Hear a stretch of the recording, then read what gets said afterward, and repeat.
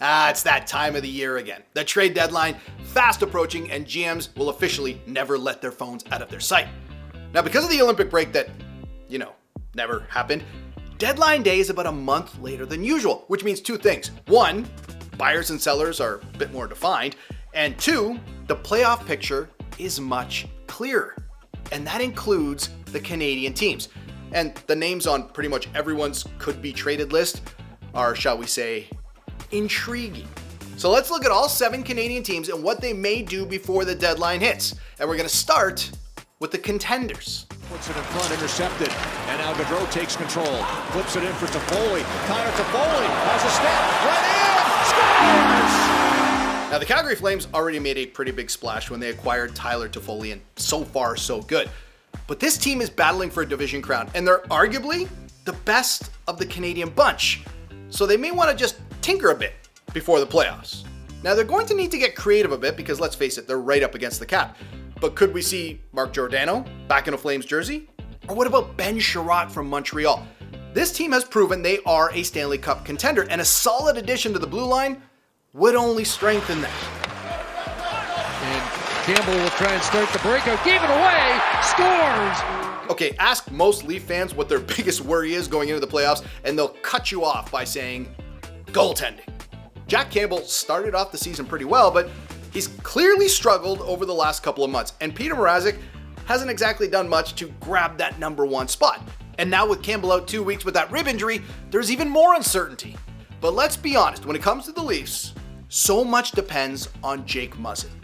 Right now, he's on LTIR with a concussion, which means his contract is off the books. But his return date is still a question mark. That cap relief would allow them a little more wiggle room to improve their goaltending. Now, according to GM Kyle Dubas, the team is putting a priority on defense, and John Klingberg's name just keeps getting brought up. But that's really tough to see happening because the Stars are currently in a playoff spot. Okay, let's move on to the teams just trying to get to the dance.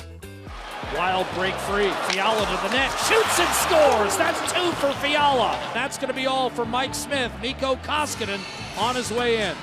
We all know what Ken Holland is going to be looking for before the deadline hits, and that is an improvement between the pipes. If this team even makes the playoffs, it's clear Mike Smith and Mikko Koskinen are not going to cut it. So 3 words. Mark. What a save! Andre. Unbelievable. Fleury. That's an unbelievable save by Marc-Andre Fleury. If Ken Holland wants to keep his job and not waste another year of Connor McDavid and Leon Draisaitl's time, he will do everything he can to get Fleury into an Oiler jersey. Miller through center. Over the Coyote blue line. Gets through. Scores! Coast to coast. J.G. Miller with a highlight reel goal. Now, the Vancouver Canucks may be the only Canadian team that is not a clear-cut buyer or seller.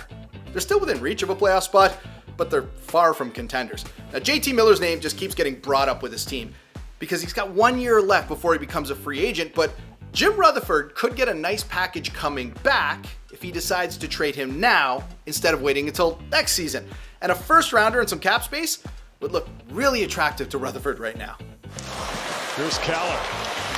Hits Mayo. Mayo right down. Mayo scores! Dyson Mayo! 8th spot for the Coyotes. There are so many painful things in that sentence if you are an Ottawa Senators fan, especially in a year that your GM said the, quote, rebuild was over.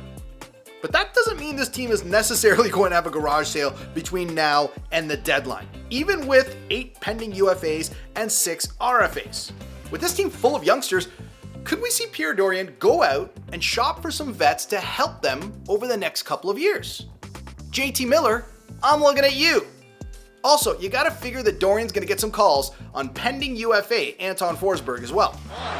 Pitlick with Sherratt. Here's Pitlick. Sherratt scores! Second of the game for Ben Sherratt. Wins it in overtime. Okay, the Habs have looked much better under new head coach Marty St. Louis, but trust me, they're still going to be selling off assets between now and 3 p.m. on March 21st. And the reason is they need cap space if they want to turn around this mess. Ben Sherratt and Arturi Lehkonen probably going to demand raises in the offseason.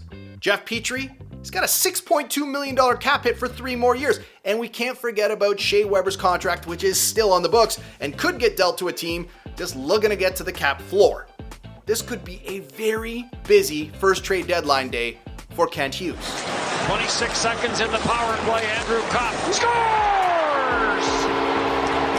And finally, the Winnipeg Jets. And if I was a betting man, I'd put a pretty hefty wager that Andrew Kopp and Paul Stastny will not be Winnipeg Jets on March 22nd.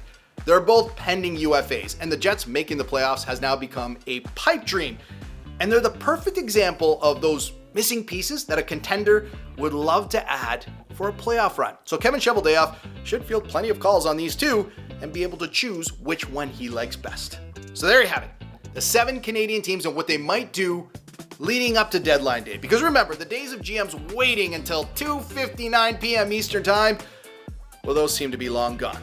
So it could be a very fun and eventful couple of weeks in the NHL.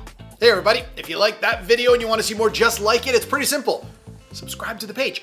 And if you want to be notified every time we put up a new video, that's simple too. Click that little bell.